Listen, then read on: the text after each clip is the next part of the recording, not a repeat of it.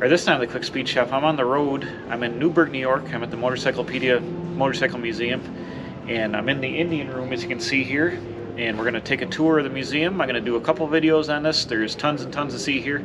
So if you're in the downstate New York area, Newburgh is on the Hudson River, about an hour north of New York City. There's tons of motorcycles to see. We're in the Indian room, and we're going to take a look at it. So that's going to start right now. I'm a professional. Don't try this at home.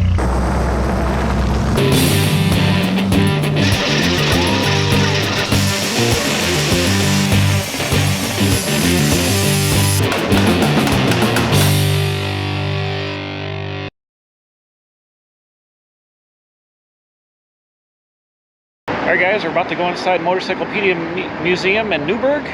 We're here after hours to check some things out, so let's go in the door and see what we got.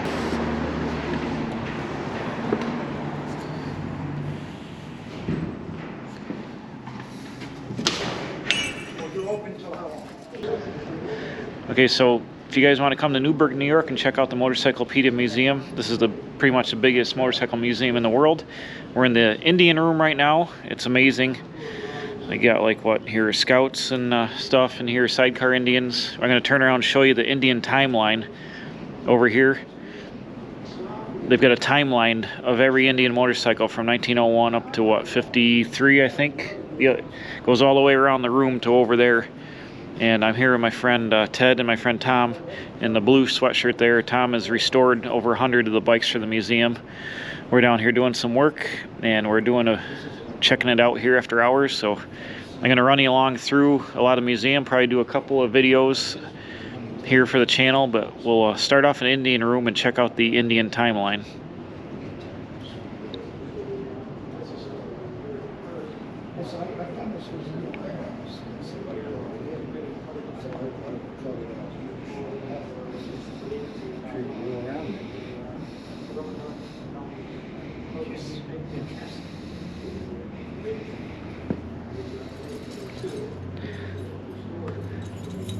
This talks about Jerry's black hole.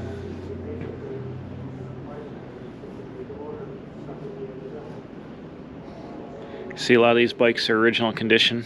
I haven't done a whole lot myself with these. This museum was founded by Ted Doring, who owns V-Twin Manufacturing, one of the largest motorcycle manufacturing part places in the world. And this is his museum that he started years ago, and a lot of these bikes are from his personal collection.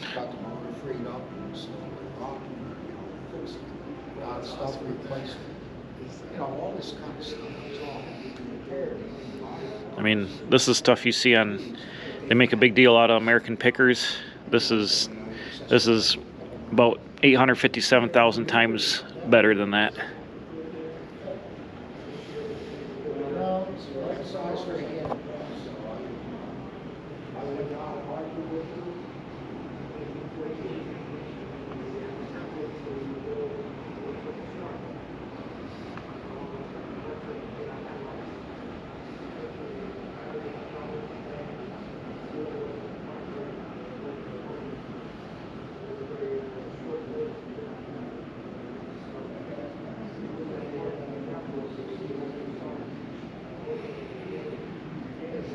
Indian outboard aluminum motorboat engine. Look at that.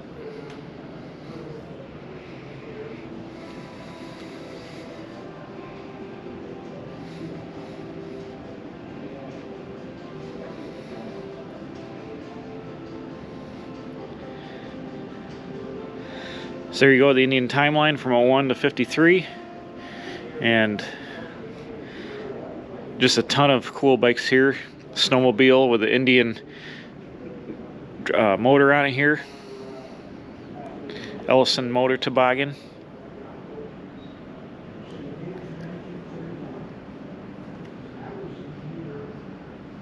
This Indian over here, my friend Tom, I actually came down here and I helped him get this motorcycle, let's see, out of the storage, and we brought it back with this Goulding sidecar. It looks like an airplane. It's got like the propeller wrapped around on the front. My friend Tom restored this bike. It's gorgeous. There's lots of motorcycles. So the minute he had the chance This is Ted, the owner of the V-twin manufacturing. Indian was the color variations. Indian was primarily red forever. But this I was around when Tom did this. This thing is gorgeous. It's one of the newer Indians. They came back out, and I believe they're owned by Polaris, I believe, maybe. But they did a fake flathead cover there on the modern Indian engines.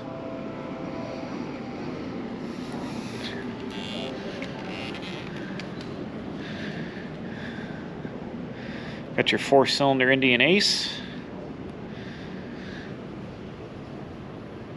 A lot of times these would have exhausts that had an open pipe for cruising in the country, or a closed muffler for in the city. This one just looks like it has a straight pipe made on it, but we'll find some other ones that have the other style.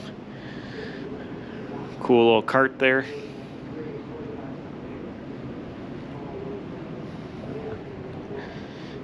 My friend Tom also did this one here with a race bike. He did this last year. Made this cool sidecar.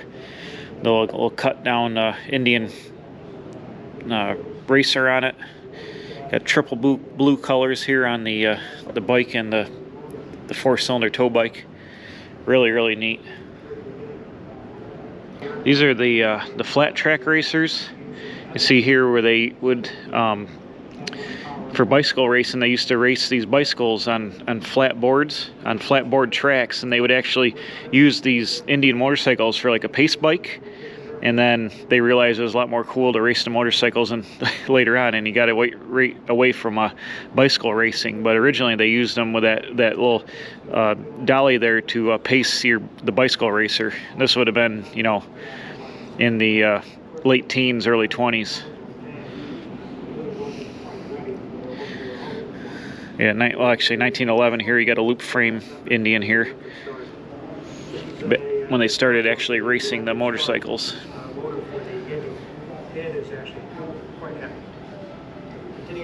I'm not a motorcycle aficionado by any stretch of the imagination. I just got some of this information from Tom, being around him over the years. But so here's an example of the racer. You got the wheel there where the bicycle with a huge sprocket would come up, and they would pace off that piece on the back. Through the years, most of the Indians were twins. They didn't continue to make single-cylinder machines.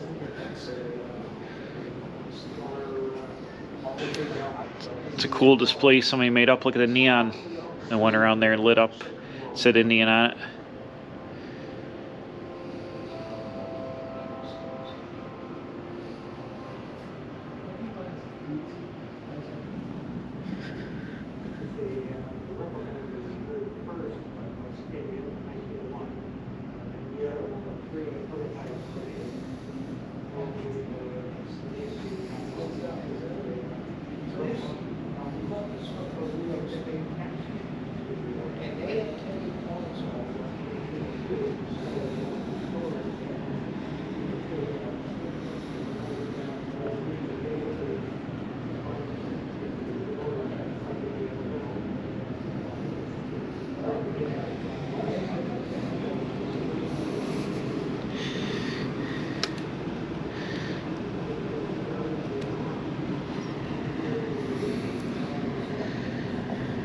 Got an early bicycle repair shop set up here. Some anvils. You got your riveting machine for, I believe, for brake shoes there.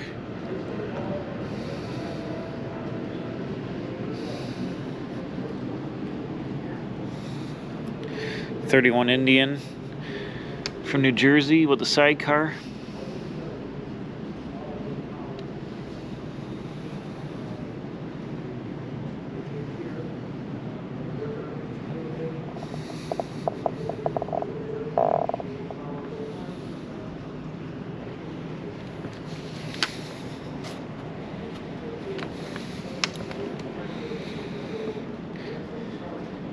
This looks like it would be a fun ride.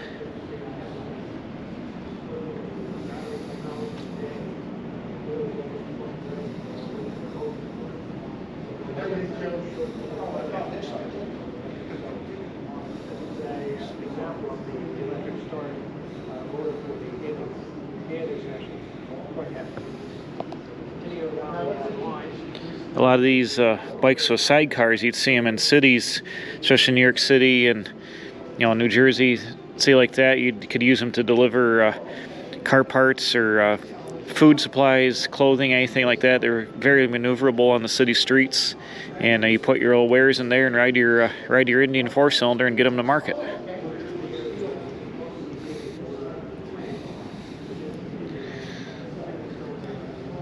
The Scout here has the exhaust on it. It's talking about, maybe it's the twin cylinders that have that, but you see here this lever here, you can open the muffler for out in the country, or you can close it when you're in town so you don't annoy people. But really nice 36 Scout here.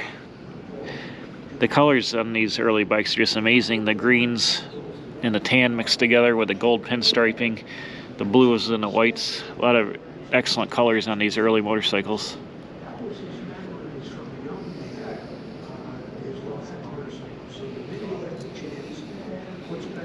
Got your jockey shift here, your fuel tank, your oil tank, horn button, I believe, the Indian logo horn up front. 36, this is a hardtail frame. You got the Springer front end, and you got your hardtail frame in the back, but your seat is your suspension. I believe 1940, I believe, is the year. Well, actually, you can go to the timeline. We'll look and see the first year for rear suspension. Okay, so we'll go to the timeline here, 1939, and we see the 1939 Scout here has a Springer front end. It's got the hardtail frame with a spring seat. Then we'll go over here to 1940, and actually we've still got a hardtail frame. So 41, you'll notice they still got the spring seat, but you'll notice it's got a shock, or there's actually, I think, coil springs in the back there. Let me get close, see if I can get another shot. So I think there's actually a coil spring inside that bucket, and you had rear suspension. And I think they also went to a transverse spring at some point up in the front. That's still got a spring. Yeah, 43, okay. 43, they went to a quarter elliptical spring on the front here. You still had that pod in the back, but it went from the Springer front end to a quarter elliptical spring with a rod that ran down here with a cam that would pivot in the spring and run the front suspension. It's a military bike, 45. It looks like it's the earlier Scout chassis. Yeah, it looks like it's a hardtail frame.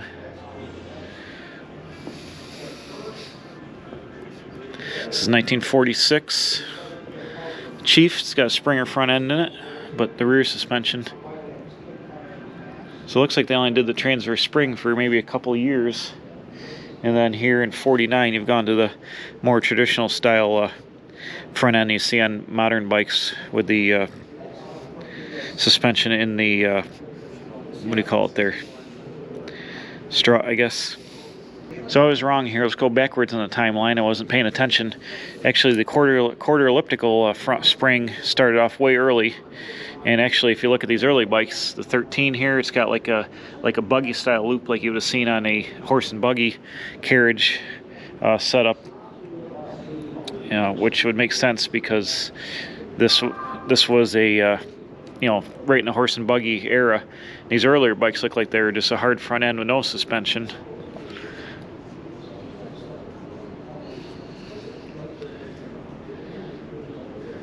More like a bicycle, because you got the switch over from like bicycle technology to more like motorcycle technology. You come with your front suspension here in 1910, and so you had the transverse quarter elliptical spring in the front. I'm sorry, not transverse. You had the quarter elliptical front suspension up through here through the years, and then went to the Springer front end later on. So I was wrong earlier on the time frame there. So it looks like you got all transverse springs here, then you get the emergence of a Springer front end, looks like in 25 on this single here. These smaller single bikes, well, these Princes. Then you go to the bigger Scout, you still had the quarter elliptical spring in the front. And it looks like the 4-cylinder bikes kept the quarter elliptical spring, probably for the increased weight of the 4-cylinder engine. So as you can see, this Indian room is very exciting. There's got to be 150, 200 Indians just in this one room. We're gonna go check out some other things here. I'm gonna break this up into a couple of videos. We're gonna focus on some of the upstairs, and then get down into some chopper stuff, and then probably do videos on, there's movie bikes, there's choppers, there's a Ed Roth collection here. There's tons and tons of stuff to see. So if you're in the Newburgh or the downstate New York area, come to Newburgh, check out the Motorcyclepedia Museum. You can look it up online. It's amazing. You'll never see anything like this in any other place in the world. The best bikes, the rarest bikes, the unrestored bikes, the restored bikes, the movie bikes. It's just amazing. So make sure you check out Motorcyclepedia in Newburgh, New York. And let's go back and check out some more bikes.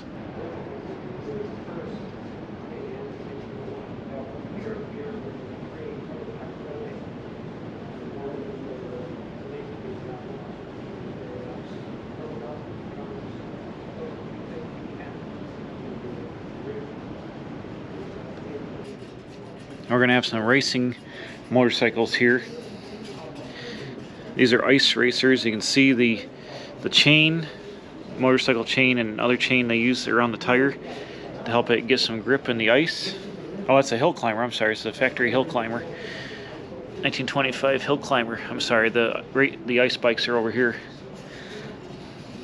Imagine riding this thing up a hill climb. It's more of a modern style hill climber. I got a 1995 Harley Davidson here with the extended out rear frame. Some extended Indians, look at that pro hill climber there, 41.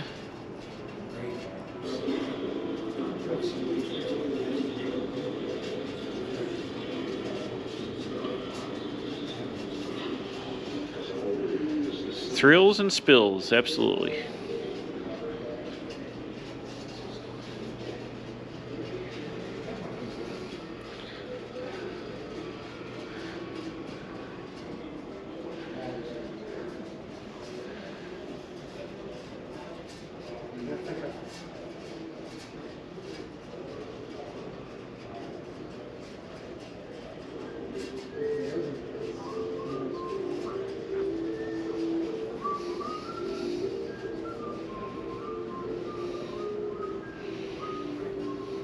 Completely chrome plated 48 hill climber.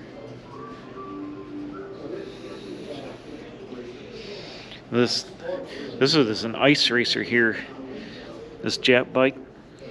Notice the bolts bolted through the tire tread. This will be an ice racer. Lock your feet back on there and hang on and go.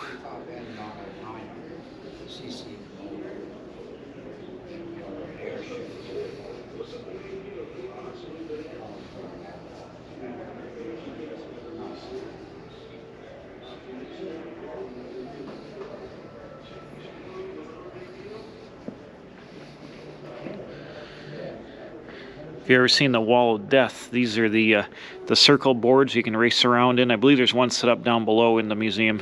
You race around and use momentum to go up the sidewall. This is one of the small bikes that would have been used for the Wall of Death. The riders would run around, grab dollar bills out of people's hands.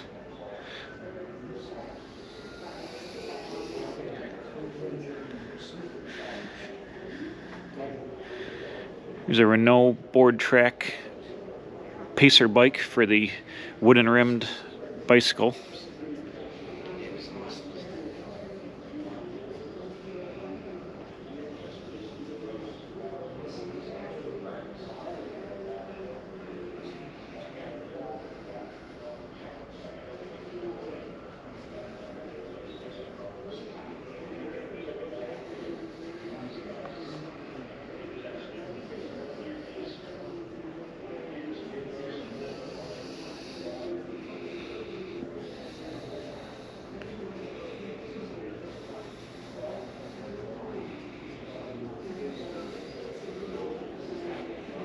(1905) Thor racer. This is pretty much bicycle technology with an engine bolted on it. Might be a NASCAR. Definitely, similar to what he did, except he never did this.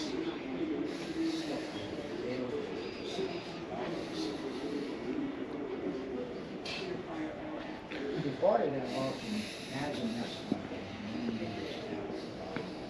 You see the market is this is pretty cool too. This is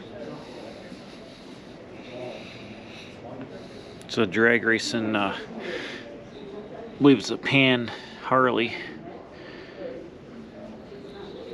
The Panster drag right there. Panhead Harley drag bike.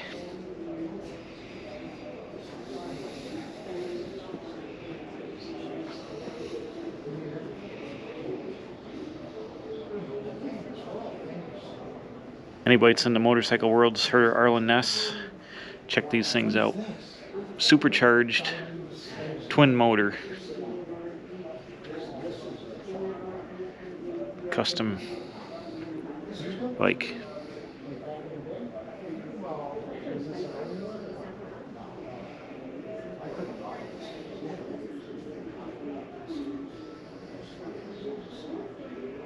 no, the story on this is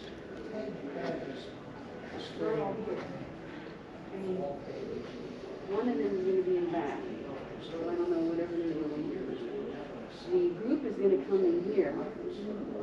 Well, I hope you enjoyed the tour of the Indian Motorcycle Room, the Indian Timeline, the racer section here, and this is going to be a multiple part video because there's literally so much to see at this museum. The video would be 2 hours long. So concentrate on some early Indian stuff in this video and these hill climb racers behind me and the flat trackers. Next time I'm going to get into some choppers, some movie bikes, and then some interesting bikes down in the lower level. Some New York City bikes from the 60s and 70s that are all lighted up, some military themed bikes, some really early stuff. I think a bike that Charles Lindbergh owned. We're going to go check that out. So be sure to come back for that next time. I'm here at the Motorcyclepedia Museum in Newburgh, New York. Check it out. If you're into bikes, you've got to make the trip here to check it out. You're not going to believe how many bikes are here. It's amazing. So thanks for watching. Stay tuned next time for the Quick Speed Shop. I'm on the road. I'll see you again in the future.